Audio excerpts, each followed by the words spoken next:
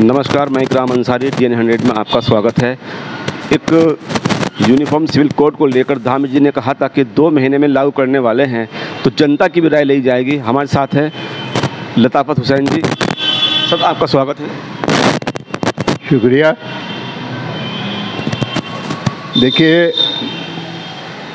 ऐसा है कि अभी हमारे राज्य में नए चुनाव हुए हैं विधानसभा के, और विधानसभा में अपने घोषणा पत्र जारी करते हुए माननीय धामी सिंह जी ने ये कहा था कि मैं अगर चुनाव में आया तो इस राज्य में सामान्य नागरिक संहिता लागू करूंगा, और इसके साथ और भी चुनावी बातें करे थे। युवाओं को रोज़गार की बात करी थी, उन्हें भत्ता देने की बात की थी, और बहुत सारे सवाल चुनाव घोषणा पत्र में उन्हें उठाए थे। देखिए, हमारा कहना यह है कि जहाँ तक सामान्य नागरिक संहिता का सवाल है, हमारा नया राज्य बना है, बहुत बुनियादी ज़रूरतें, बहुत सारी चीज़ें, बहुत बुनियादी काम यहाँ पर हैं जिन पे काम करने की ज़रूरत है। यहाँ पलायन का सवाल है, राज्य के विकास का सवाल है, यहाँ के नौजवान के रोज़गार का सवाल है। रोज़गार की आप बात नहीं करते, नौजवान को रोज़गार की बात नहीं करते। भू कानून पे जनता चिल्लाई है, आप उस पर बोलने के लिए तैयार नहीं है, कानून बनाने के लिए तैयार नहीं है। आपकी नीति उस पर ढुलमुल है, कोई स्पष्ट नीति नहीं है, समिति बनाकर आप उसे टालने की कोशिश कर रहे हैं। जहाँ तक नागरिक समान संहिता का सवाल है, पूरे देश के अंदर गोवा को छोड़कर ये कानून कहीं पर लागू नहीं। मैं ये कहता हूँ, जब इतनी बुनियादी ज़रूरतें हमारे राज्य के अंदर हैं जिन्हें पूरा करने का सवाल माननीय मुख्यमंत्री जी के सामने बाहें संवारे खड़ा है, तो उन सवालों पर माननीय मुख्यमंत्री जी को तवज्जो नहीं दे रहे। इस UCC के पीछे क्यों पड़ गए? UCC इतनी ज़्यादा ज़रूरी इस राज्य के लिए नहीं है। और UCC का जहाँ तक सवाल है, अगर UCC आप इस राज्य में लागू करना चाहते हैं तो उससे असमानता पैदा होगी। हम पहाड़ी क्षेत्र के लोग हैं, हमारा रहन सहन, बोली, भाषा समान है, हमें कोई भेदभाव किसी तरह का नहीं है। और आप जो है सामान्य नागरिक संहिता लागू करने की बात जो है, सिर्फ यहाँ पर ये कहते हैं कि साहब हमारा जो है राज्य 2 सीमाओं से मिला है, अंतर्राष्ट्रीय सीमाओं से मिला है, उन सीमाओं की सुरक्षा करने के लिए कानून लागू है। भाई, अगर आपको अंतर्राष्ट्रीय सीमा की सुरक्षा की इतनी चिंता है माननीय मुख्यमंत्री जी, तो पहले गाँव पलायन को रोकिए ना। जो अंतर्राष्ट्रीय सीमाओं के गाँव से लगे हैं, जहाँ पलायन की दर बढ़ रही है, वहाँ गाँव कोई शख्स नाम का आदमी रहा ही नहीं। वहाँ बंदर हैं, भालू हैं, उनका राज है। आदमी वहाँ पर रहा नहीं, पलायन करके नीचे आ गया। खतरा तो मुझसे बढ़ेगा ना। आप मात्र ये कह रहे हैं कि साहब ये उन्हें जो है रोकने के लिए इस कानून को लाना ज़रूरी है। देखिए, जहाँ तक इस कानून का सवाल है, ये कानून पूरे देश में कहीं लागू नहीं है। अगर यहाँ पर लाएगा, आप समानता नहीं होगी, असमानता फैलेगी। शरीयत की अगर मैं बात करूँ तो सीधा ये है कि इस कानून को लागू करने से सबसे ज़्यादा प्रभावित जो है वो मुस्लिम समुदाय है।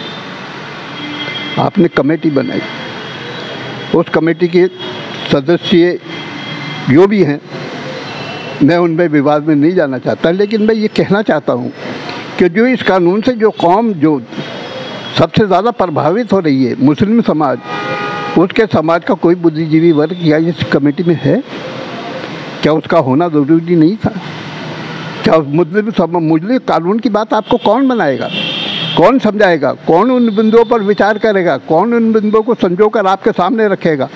एक मुस्लिम कोई बुद्धिजीवी वर्ग व्यक्ति इस कमेटी में नहीं है। सबसे पहली बात तो ये है। और दूसरी बात ये है कि जो कमेटी आपने बनाई है वो 2 मीटिंगें तो दिल्ली से कर चुकी ऑनलाइन, और तीसरी अभी आप वो परसों अभी 3-4 दिन पहले जब माननीय मुख्यमंत्री जी से कमेटी आकर मिली है तो उन्होंने वेबसाइट एक लॉन्च की है, और उसमें यह कहा है कि साहब ये आपत्ति जो है इनवाइट करिए जनता की 7 तारीख तक। वेबसाइट लॉन्च करिए, ठीक है, लेकिन हम किस चीज़ पे आपत्ति देंगे? आपने बताया हम, आप वो मसौदा तो जनता को दे नहीं रहे। मुसलमानों को ये बता ही नहीं रहा क्या मसौदा है, क्या आपका ड्राफ्ट है कि ड्राफ्ट के ऊपर हमने आपत्तियां दाखिल करनी है, कैसे आपत्ति दाखिल होंगी। तो हमारा उस कमेटी से भी कहने का मतलब ये है कि अगर वो निष्पक्ष जांच करती है और ये इस पर काम कर रही, सर्वे करना चाहती है और अपना ड्राफ्ट निष्पक्ष रूप से और पारदर्शिता लाकर बनाना चाहती है, तो सबसे पहले उस ड्राफ्ट को जनता के बीच में लाए, मुसलमानों के बीच में लाए, ताकि हम आपत्ति दाखिल करें। 7 तारीख तक ऑब्जेक्शन हमसे इनवाइट कर रखे, हम किस पे ऑब्जेक्शन दाखिल करेंगे भाई, हमें तो ड्राफ्ट का ही नहीं पता। जब ड्राफ्ट हमारे सामने ही नहीं है, जो चीज़ हमारे सामने ही नहीं, जिसके खिलाफ हमसे आपत्ति मांग रहे हैं, तो हम आपत्ति करेंगे किस बात की। और देखिए, सबसे ज़्यादा जैसे मैं कह रहा था कि इस कानून को लागू होने पर सबसे ज़्यादा हमारा समाज प्रभावित होगा, मुस्लिम समाज प्रभावित होगा। हिंदू, मुस्लिम, सिख, ईसाई जबकि सभी लोग हैं इसमें, तो इसमें सबसे ज़्यादा जो असर पड़ेगा वो किस समाज पे पड़ेगा? देखिए, मैंने कहा ना कि जितने भी अन्य समाज हैं, अन्य धर्म हैं, वो सब कहीं ना कहीं थोड़े बहुत प्रभावित होंगे, लेकिन सबसे ज़्यादा जो प्रभावित होगा वो हम होंगे, क्योंकि हम शरीयत के मानने वाले लोग हैं और इससे सीधे सीधे शरीयत प्रभावित होगी। हमारे जो शरीयत के अंदर हमारा जो तलाक का तरीका है, हमारा जो उत्तराधिकार का तरीका है, हमारी ख़वातीन को जो अधिकार हमारी संपत्तियों में दिया जाता है, जो विरासत का सवाल है, ये तमाम सवाल शरीयत से जुड़े हैं और उन सवालों पर अगर उसके खिलाफ कोई कानून बनेगा तो उसके हम विरोधी हैं, उसे स्वीकार नहीं करेंगे। देखिए, हमारे देश का संविधान भी हमें इस बात की इजाज़त है। हम शरीयत की भी बात करते हैं, संविधान की भी बात करते हैं, संविधान का भी हम सम्मान करते हैं और संविधान भी हमें ये इजाज़त देता है कि हमारी शरीयत के अंदर जो है उसके हिसाब से हमारी इस धर्म की स्वतंत्रता के आधार पर हमें किसी काम से न रोका जाए।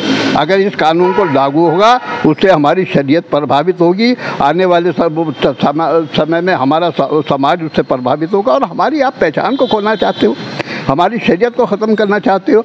मुस्लिम समुदाय माननीय मुख्यमंत्री को आपके माध्यम से, मैं इस मीडिया के माध्यम से मैं ये कहना चाहता हूँ कि बहुत सारे काम है, पहले उन्हें पूरा कर लो। आप इस कानून के पीछे मत पड़ो, अगर इस कानून के पीछे पड़ोगे तो हम इसे किसी भी कीमत पर इस उत्तराखंड की धरती पर स्वीकार नहीं करेंगे। हम ये बहुत साफ तौर से कहना चाहते हैं और ये तमाम मेरी वो नहीं है, ये तमाम मुसलमानों की, तमाम उस समाज की जो इससे प्रभावित हो रहे हैं, उन सब की इच्छा है। तो अगर माननीय मुख्यमंत्री इस पर गंभीर हैं और वो कमेटी गंभीर है तो कमेटी वो ड्राफ्ट जारी करे। क्या उनका ड्राफ्ट है, किस पर ऑब्जेक्शन देने हैं। इस कमेटी में है मुस्लिम हमारा जो है प्रतिनिधि होना चाहिए। और दूसरी बात यह है कि इस कानून को यहाँ पर ख़त्म कर देना चाहिए। इस कानून की यहाँ पर कोई ज़रूरत नहीं है। आप व्यवधान पैदा करना चाहते हैं और मुझे तो ऐसा लगता है, बहुत साफ तौर से कहना चाहता हूँ कि ये सब केंद्र के इशारे पे हो रहा है, क्योंकि केंद्र जो है देश के अंदर जो है इस कानून को लागू करने की बात कर रहा है। हम छोटे राज्य के लोग हैं, यहाँ मुस्लिम आबादी कमज़ोर है, बहुत छोटे लोग हैं, बहुत छोटे तबके के लोग हैं, मजदूर पेशा लोग हैं और सरकार ये समझती है कि यहाँ के ये कानून हम आसानी से लागू कर लेंगे, क्योंकि यहाँ प्रतिनिधि ज़्यादा जो है गैर मुस्लिम का है और हमारा जो प्रतिनिधि है वो पिटा छिटा गरीब तबका, मजदूर तबका है। और ये समझते हैं भाजपा के लोग, केंद्र में बैठे लोग, ये मैं कहता हूँ, ये धामी जी को तो मोहरा बना रखा है केंद्र के लोगों ने। वही समझते हैं कि यहाँ इस छोटे राज्य में अगर हम इस कानून को लागू करने में सफल हो गए तो फिर ये ट्रायल है केंद्र सरकार का, तो फिर पूरे देश में ये संविधान को लागू करने की बात करेंगे। अगर ये इस देश में ये कानून लागू होगा, उसमें समानता फैलेगी, देश का भाईचारा, सौहार्द, हमारी एकता, अखंडता प्रभावित होगी। इसलिए हम माननीय मुख्यमंत्री जी को ये कहना चाहते हैं कि इस प्रक्रिया को समाप्त करें, इसे बंद करें, इस चैप्टर को क्लोज करें और यहाँ पर समान नागरिक संहिता लागू करने की बात ना करें। धन्यवाद।